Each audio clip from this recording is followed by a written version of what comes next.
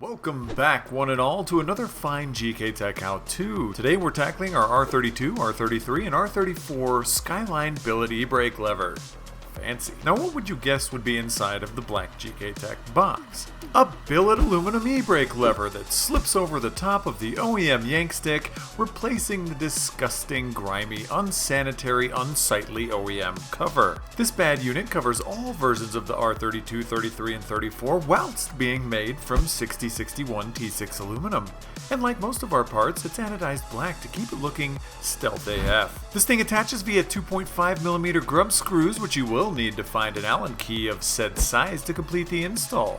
Speaking of the install, let's toss this glorious work of art on. We conveniently have an R33 sitting here, so let's go. You can cut it with a razor knife along the stitching, as we almost demoed here but slightly to the left, or grab a small flathead screwdriver and pop off the end cap. Now unbutton or slide back the e-brake boot, grab the nasty fun lever cover by its skin, and erogeously massage that dirty thing off the metal shaft. LeBron that into the bin and sanitize your hands because that thing was gross. Now our lever cover is designed to replace the whole skin head to toe, not leaving any unsightly metal exposed, as you clearly see by this fitment demo. The demo is now over, so go ahead and tighten all three of the grub screws to keep this slide rod from coming off whilst performing sick maneuvers. Flip the boot back over, button it up, and test it like you know I would if no one was watching.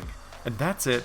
That's all. This is a super easy install, and more importantly, cleanly. We all know cleanliness is next to godliness. Go check our YouTubes out because we're always doing dumb stuff on the internet. If you can't install this, again, like the lug nut video, give up on cars or take up knitting. If you have a pro do it, watch them laugh at you and take your money. This has been Officer Dan, Johnny Caps, and Fun Lever Zach with another install.